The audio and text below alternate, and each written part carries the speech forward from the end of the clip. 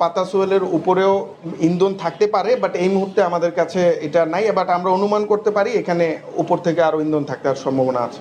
আমরা যে লিঙ্কটা পেয়েছি সে পর্যন্ত পাতা সোহেল তাদেরকে টাকা দিয়েছে, এবং যে জনি গ্রেফতার হয়েছে তাকে 30,000 টাকা দেওয়া হয়েছে। আর মানে ঘটনার দিন তাকে 1,000 টাকা দেয় এবং 30,000 টাকা তার সাথে কন্ট্যাক্ট করে। ইব্রাহিম এবং মামুন নিয়ন্ত্রিত যে সকল এলাকা আছে, এই দুজন সে সকল এলাকার নিয়ন্ত্রণাধীন এলাকায় সন্ত্রাসী কার্যক্রমে লিপ্ত ছিল। সিসিটিভি ক্যামেরাতে আমরা 3 জনকে দেখেছি। 3 জনের মধ্যে একজনকে জনতা তখন তাৎক্ষণিকভাবে ধরে থানায় হস্তান্তর করে। বাকি যেই 2 জন আছে আমরা তাদের বিরুদ্ধে অভিযান অব্যাহত আছে, হয়তো আমরা পেয়ে যাব। আমি এই মুহূর্তে নাম বলছি না, বাট আমরা চেষ্টা অব্যাহত আছে। শুটার নয়, কিন্তু নির্দেশদাতা এবং পরিকল্পনাকারী হচ্ছে আপনার পাতা সোহেল। পাতা সোহেল যদি নির্দেশদাতা হয়ে থাকে তাহলে পাতা সোহেলই কি অর্থ সরবরাহ করেছিল? প্রাথমিকভাবে আমরা যেটা পেয়েছি, পাতা সোহেলই তাদেরকে, যারা শুটার তাদেরকে অর্থ সরবরাহ করেছিল। বাট পাতা সোহেল আসলে কোন জায়গা থেকে অর্থ পেয়েছে বা কে নির্দেশদাতা, এটা এখনো আমরা ক্লিয়ার না। এ ব্যাপারে আরও তদন্তের প্রয়োজন রয়েছে। মোটিভটা আমাদের কাছে প্রাথমিকভাবে যেটা মনে হয়েছে যে এখানে 2টা জিনিস কাজ করেছে। একটা হচ্ছে মিরপুর এলাকা কেন্দ্রিক যে আধিপত্য বিস্তার, সেটা চাঁদাবাজি, মাদক এবং অন্যান্য যে সকল সন্ত্রাসী কার্যক্রম আছে সেটা একটা ব্যাপার। আর দ্বিতীয় হচ্ছে রাজনৈতিক কোন্দল। আপনার যেই নিহত গোলাম কিবরিয়া, তিনি যেহেতু একজন সদস্য সচিব ছিলেন এবং বর্তমানে মিরপুর ওই এলাকার রাজনীতিতে তিনি বেশ সক্রিয় ছিলেন। তো এর আগে যাদের সাথে ওনার সখ্যতা ছিল, এই রাজনৈতিক মেরুকরণের পরে সেই সখ্যতাটার এগেনিস্টে তিনি কাজ করছিলেন। বেসিক্যালি বিভিন্ন জায়গায় চাঁদাবাজি কিংবা মাদক ব্যবসা, এগুলাতে তার সাপোর্ট ছিল না, যতটুকু আমরা জানতে পেরেছি। এই কারণেই হয়তো এই ঘটনাটা সংঘটিত হতে পারে বলে আমরা প্রাথমিকভাবে ধারণা করছি।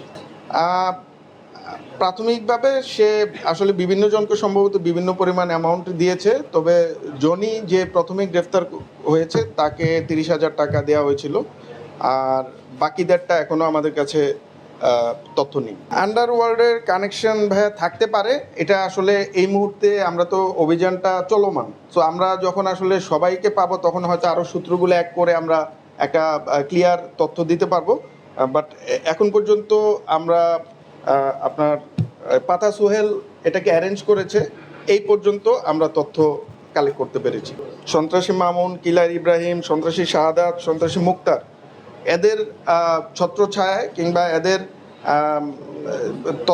এদের নির্দেশে মিরপুরের বিভিন্ন এলাকায় বিভিন্ন সময় যে সকল অরাজকতা বা সন্ত্রাসী কার্যক্রমগুলো করা হয়, তাদের একটা মদত রয়েছে বলে আমরা জানতে পেরেছি। 17 নভেম্বর 2025 তারিখ সন্ধ্যায় ঢাকা মহানগরীর পল্লবী থানাধীন মিরপুর 12 এলাকায় বিক্রমপুর স্যানিটারি ও হার্ডওয়্যার দোকানে 6 জন অজ্ঞাতনামা সন্ত্রাসী প্রকাশ্য দিবালোকে পিস্তল দিয়ে বুকে ও পিঠে অতর্কিত গুলি করে পল্লবী থানা যুবদলের সদস্য সচিব গোলাম কিবরিয়াকে হত্যা করে। উক্ত স্থান হতে পালানোর সময় স্থানীয় জনতার উপর অস্ত্রধারী সন্ত্রাসীরা গুলি করে এবং এতে একজন রিকশাওয়ালা গুলিবিদ্ধ হয়ে গুরুতর জখম হয়।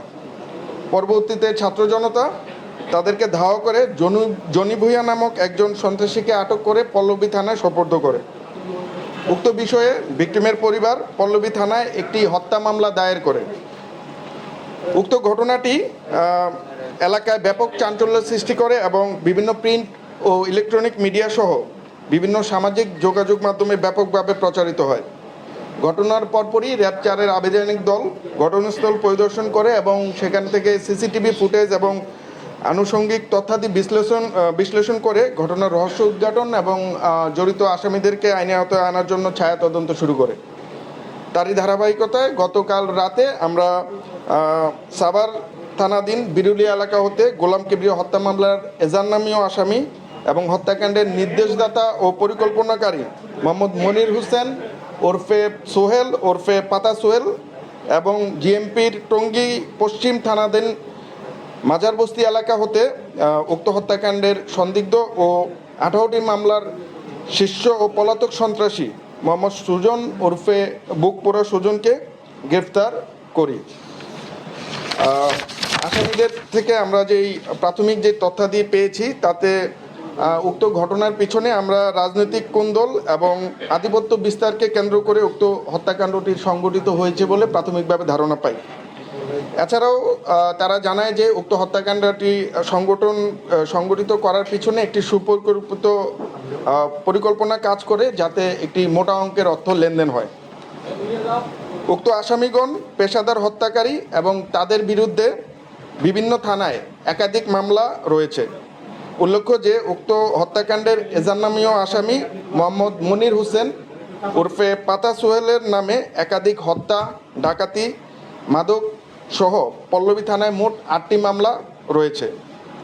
হত্যাকাণ্ডের সাথে সন্দিগ্ধ অপর আসামি বাসানটেক থানাধীন এলাকার শীর্ষ সন্ত্রাসী এবং 18টি মামলা ও একাধিক ওয়ারেন্টভুক্ত সুজন ওরফে বুকপোড়া সুজন, তার বিরুদ্ধে ডাকাতি, খুনসহ ডাকাতি, হত্যা, মাদক, অস্ত্র ও বিস্ফোরক মামলা সহ বেশ কয়েকটি ওয়ারেন্ট রয়েছে।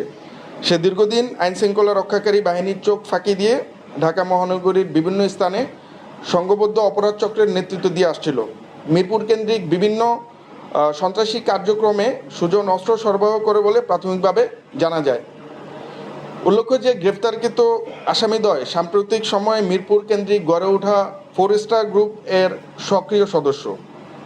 গ্রেফতারকৃত আসামিদেরকে আইনানুগ ব্যবস্থা গ্রহণের নিমিত্তে সংশ্লিষ্ট থানায় প্রেরণ করা হচ্ছে। এছাড়াও আমাদের অভিযান চলমান। আমরা আশা করি এই ঘটনার সাথে আর যারা সম্পৃক্ত রয়েছেন তাদেরকে খুব শীঘ্রই আইনের আওতায় নিয়ে আসতে পারবো। দেশের নাম্বার 1 ট্রেডিং অ্যাপ নিফটি ফার্স্টে পাচ্ছেন ট্রেডিং এর সব সুবিধা, dual exchange access, company analysis, portfolio তৈরি করা সহ আরও অনেক ইউনিক ফিচারের সাথে ট্রেড করতে ডাউনলোড করুন এক্ষুনি।